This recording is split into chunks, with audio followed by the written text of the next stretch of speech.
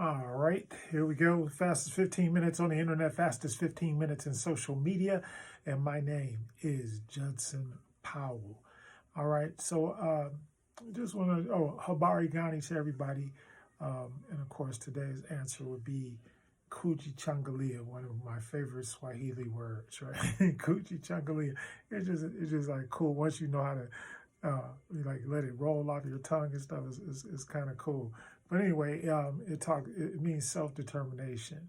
So in Swahili, that's what self-determination is. And so I guess that brings me to a story I could tell you. Like back in the day, we were like some of the first people. I know that when they started celebrating this holiday, it's like people started coming out the woodwork.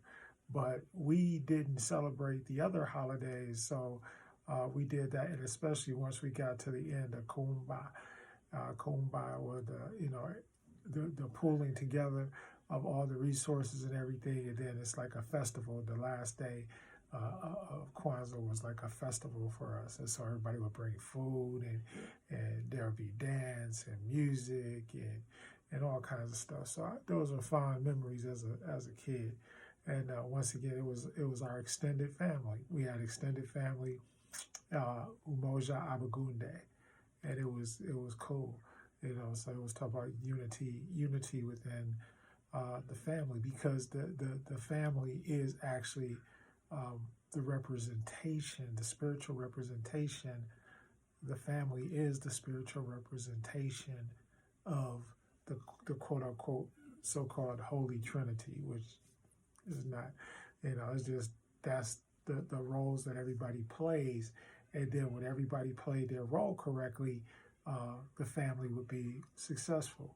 So we got a lot of different stuff out there, but and then of course I would be remiss if I did not speak about Dr. Karenga, who basically discovered Kwanzaa or whatever.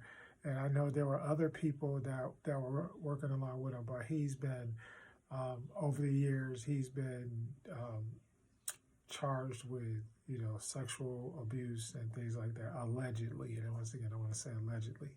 So, so that's one of the things. So a lot of people don't celebrate because of his record and all of that kind of stuff. But here's the thing. A broken clock is right twice a day. All right.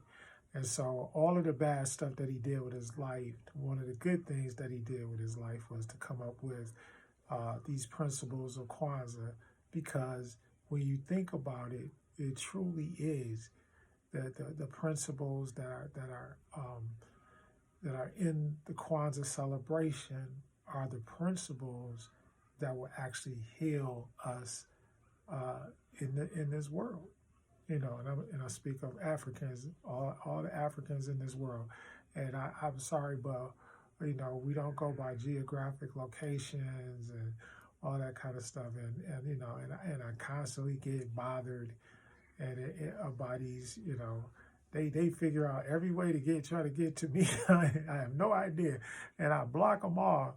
And they still, it's like one dude to come through, yeah, I'm this, that, the other thing. I'm like, I don't want to hear all that. Plus, I'm too old for that. I pretty much know what I want my spiritual life to be like. And once again, I tell people all the time, it's like there is no one size fits all, no gurus or nothing like that, especially when it comes down to spirituality. And that's why our ancestors practiced their form of spirituality and had, it's about, so above, also below, within, so without. All right. And the whole thing is that it's self-examination. And that's what the world is lacking. There is no accountability, self-accountability, things like today we talk about self-determination, things like that. Those are all things, self-esteem, everything that has that word self in front of it. It was supported in our spiritual past, and there were no such thing. And even even people who go in and study and stuff, because you're going to get a European um, viewpoint, or they're always going to include the European viewpoint before, after they get, so they might give some black person credit, but then they're going to talk about the Greek and the Roman dude that also did it, or the one that they're lying about and giving credit to, right? So that's the thing. So just like there are parts of the Bible we know for a fact that were completely plagiarized, and it's like they found the stuff in the burial chamber of one of the pharaohs. So don't get the game twisted. It is about white supremacy, and it is about them trying to prove that basically we don't have a legitimate history, when it's actually the other way around. All right. So and everybody, and if we were not valuable, why are people still in Kemet, still in Alkebulan, still digging up stuff, still trying to find stuff? Still digging up all of our ancestors' mummies and all of that, for so that they can study it, so that they can figure out, well, how did these dudes do this? And then they look at the most magnificent buildings, the pyramids and the temples and all of these things, and these things are done, and they lie about that. We know, once again, we know through research that the Sphinx is at least 50,000 years old. It's been sitting there for 50,000 years. And the way that they detected how old it is by the water markings, because that area used to be underwater. Well, not underwater, but flooded with water. So it was like there was water there, and every year it's just like a tree. Like every year there's, the tree, there's another ring on the tree. So as the tree goes up, you can saw. So if you take a cross section of the tree, you can go 1, 2, 3, 4, 5, 6, 7, 8, 9, 10, 11, and you can find out how old the tree was, when you chopped it down or whatever.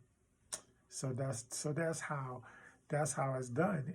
And so there was a team of these guys, and they were like, the water markings, and just the fact of where the sediment and everything landed, and the fact that that there were actually, and that's the other thing, that there were compartments that were up underneath the Sphinx, that were also flooded and had markings.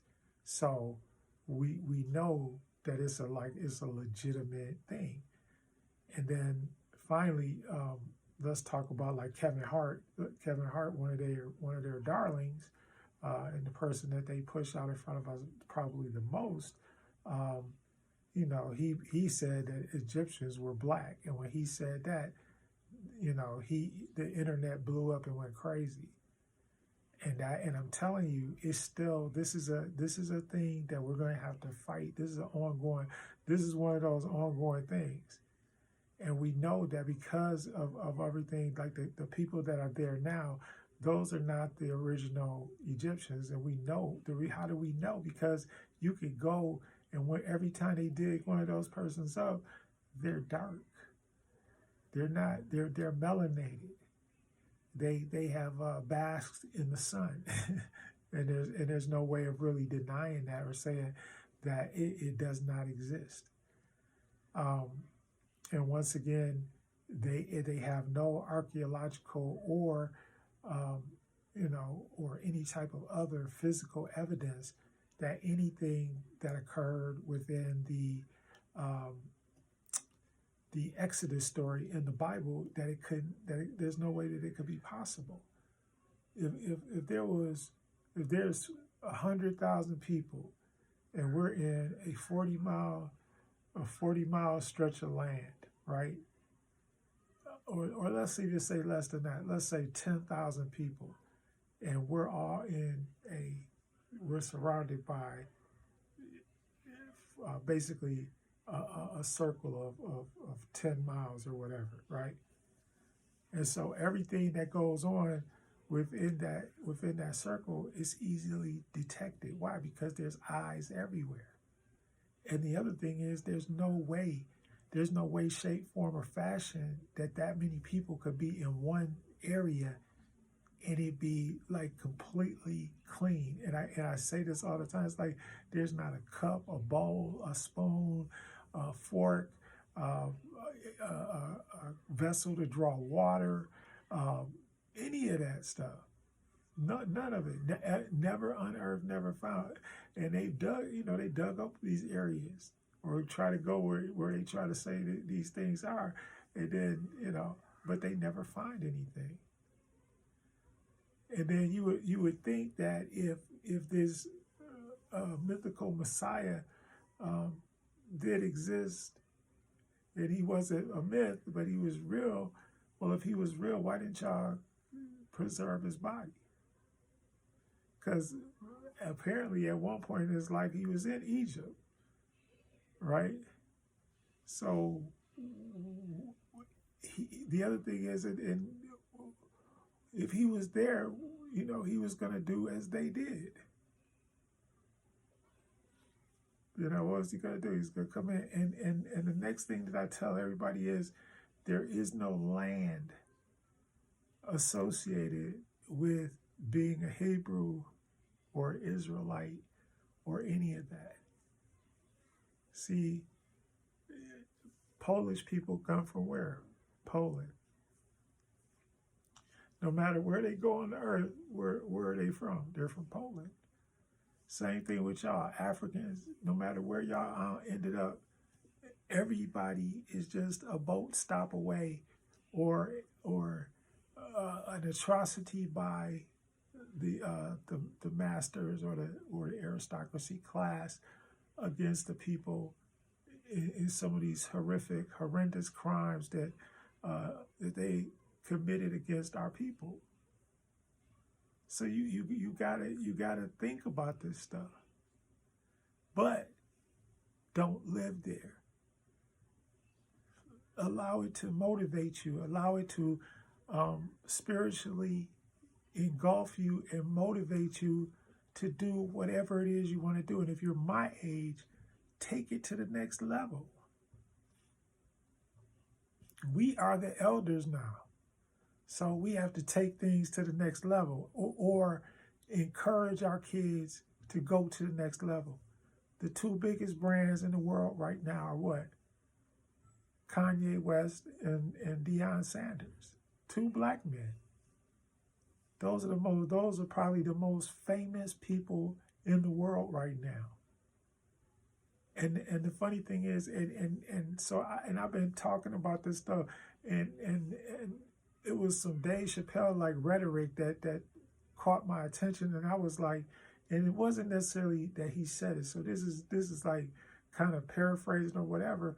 So this is not an exact quote, but this is kind of the whole thing that he was talking about. Like, okay, everybody call you crazy, but it's dismissive to just call somebody crazy. Just because you don't agree with somebody or because you know something is up with that, just because it's not a reason to be dismissive towards them. In fact, it's an opportunity to communicate with them. Because no matter what you think about him, this was a black man in 2022 that was able to amass over $6 billion. And he's still a billionaire. Don't get the game twisted. They didn't take all the money. So this man was able to become a billionaire. And then of course, everybody knows the Deion Sanders story. I mean, and no matter how you feel, we can all take a page from his book. We really can, because he went, he did what he said, he came, he saw, he conquered, he did what he said he was going to do. Hey, can't argue with that. No more, no less. He did what he said he was going to do, and then now he's moving on. And let's face it, he is giving these kids opportunity that they would never, ever, ever have. Anyway, Fastest 15 minutes is up. My name is Judson Power. Hit the like button, hit the subscribe button, hit all the buttons. Most of all, hit the love button.